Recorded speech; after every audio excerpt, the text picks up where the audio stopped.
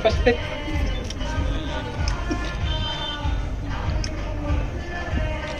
DPO स्थापना सह जिला शिक्षा पदाधिकारी किशनगंज,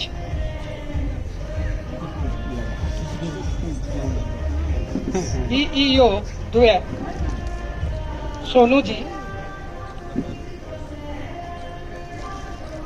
सर्व शिक्षा अभियान कार्यालय के कर्मीगण, संघ के पदाधिकारीगण, माध्यमिक शिक्षा जिला शिक्षा पदाधिकारी कार्यालय एवं अन्य कार्यालय के कर्मीगण एवं आगंतुक सज्जन, सबसे पहले एक बात बीओ मैडम से कहना चाहूंगा कि एक माला तो जो खाली मैडम है उनको बनता है और आप लोगों ने कभी ध्यान दिया नहीं, इसीलिए दोनों में से किसी मैडम से मैं अनुरोध करना चाहता हूँ, एक माला तो ये क्या दो बढ़ेंगे, दोनों तरफ से जोरदार ताली। बहुत अच्छा। साथ में ये अफवाह सर मतलब उनको भी पढ़ाइए ना, अच्छा लगेगा, उनको भी फोटो हो जाएगा। फोटो फोटो फोटो आप आ जाइए,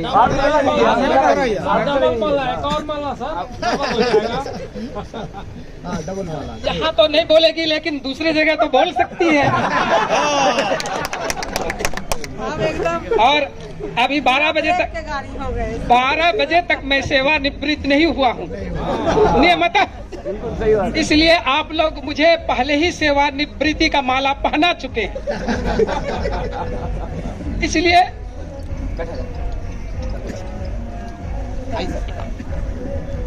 सबसे पहले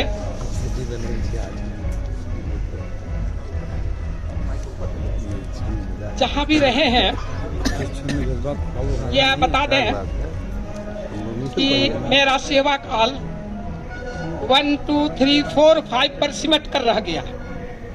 अब यहाँ 1 2 3 4 5 क्या है यह मैं बता दूं। 1 से मतलब है कि मैं सबसे पहले बेसिक प्रैक्टिसिंग स्कूल का एचएम था, जो कि डाइट पटना के ग्राउंड में था, जहां पर नवोदय विद्यालय भी उस वक्त हुआ करते थे। एक कैडर के ही है। दूसरा, डीपीओ के रूप में मैंने 2 जिला में काम किया है। तीसरा, मैंने 3 डाइट का प्रिंसिपल रह चुका हूं 3 जिला में। चौथा, 4 प्रखंड में मैं डीओ के रूप में अपना सेवा काल में अपना सेवा दी। यह तो मेरा पूरा सेवा काल का एक संक्षिप्त इतिहास है।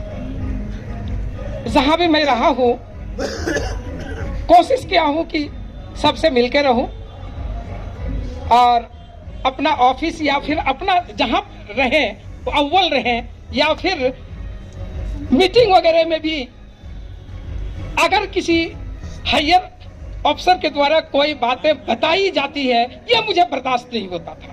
यह हम बता देते हैं, यह मुझे बहुत खराब लगता था। आप लोग जिला पदाधिकारी की बैठक में भी देखे होंगे कि यह अभी का जो वर्तमान जिला पदाधिकारी है, इसके बैठक में जितने भी अकाउंटेंट या जो भी पदाधिकारी है, मुझे कभी कुछ नहीं बताया गया। यह मेरा एक अपना यह है। बस मैं इतना ही कहना चाहूंगा कि जो भी कर्मी जिस ऑफिस में मैंने काम किया है, सबों से प्यार मिला है, सबों ने सहयोग किया है और बेहतर तरीके से काम किए हैं। आपको हाल का एक मिसाल आपको बताते हैं। 21 तारीख को कमिश्नर की यहाँ बैठक था और उसके पहले आरडीडी साहब यहाँ बैठक किए थे।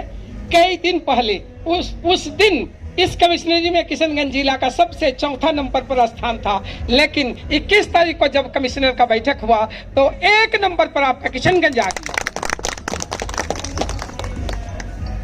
और यह बताना पड़ा कि आखिर किशनगंज में यह कैसे हुआ। यह आप जान ले कि आज ही कमिश्नर का भी सेवानिवृत्ति है।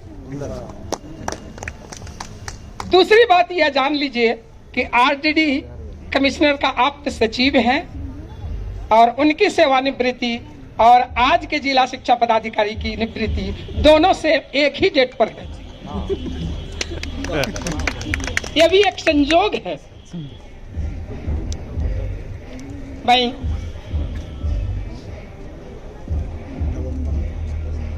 ये कहना चाहता हूं कि काम करने के दौरान ऊंच नीच बातें होती हैं और पदाधिकारी को यह सिखाया जाता है कि काम कैसे कराया जाएगा। तो काम कराने के दौरान हो सकता है कि किसी कर्मी को, किसी पदाधिकारी को या किसी को भी मैं कोई किसी तरह का अगर ऊंच नीच बातें बताया हो, काम कराने के लिए डांट टपट करना पड़ता है, नहीं तो काम नहीं होगा। अगर हमसे किसी तरह की आपको कोई कष्ट हुआ हो या है तो क्षमा करेंगे, मैं इसके लिए क्षमा प्रार्थी हूं। किसी तरह की किसी को अगर कोई तकलीफ है, कोई कष्ट है तो माफ करेंगे। उसके बाद दूसरी बात यह मैं बताना चाहूंगा कि हमेशा मैंने अपने परिवार को उतना तरजीह नहीं दिया जितना कि हमने सरकारी कार्यालय को तरजीह दिया। आपको बता दूं, कभी कभी ऐसा होता था कि घर में सब्जी नहीं रहता था, परिवार से दो चार बातें हो जाया करता था, लेकिन मैं तरजीह कार्यालय को देता था। वो आपके सामने हाजिर है, आप उनको दावत नहीं दिए हैं कि वो इस बात को आपके सामने पोल खोले। नहीं सर, आप चर्चा भी बहुत बार करते थे। हम लोगों से तो अच्छा एक टीचर है जो समय पे करते। हम तो ये कहते थे कि घर में हमको ये कहा जाता था कि आपसे अच्छा तो एक टीचर है कि जो 4 बजे घर आकर के ताजा सब्जी खरीद के ला करके दे देगा, लेकिन आपके अफसर बनने से क्या फायदा जो कि 8 बजे रात में भी ताजा सब्जी घर में नहीं आता। तो खैर मेरा एक अंदाज था काम करने का, मैंने उस अंदाज में जैसे भी हुआ परिवार से एडजस्ट करके अपना समय बिताया और काम किया और यहाँ तक पहुँचा हूँ जो आपके सामने है। कुछ लोग ये इस महीने में जब मैं इधर उधर कहीं भी किसी से मुलाकात होती थी तो बहुत सारे लोग बहुत सारे बातें बताते थे। कुछ का कहना था कि यहाँ दुकान खोल लीजिए, यहाँ ऑफिस खोल लीजिए, यहाँ ये कर लीजिए, वहाँ वो कर लीजिए, कैसे बैठे रहिएगा, क्या कीजिएगा। उनको मैं एक पावरफुल रिमाइंडर देना चाहता हूँ कि यह 60 साल के पहले का जो उम्र है उससे बेटर उम्र 60 साल के बाद का।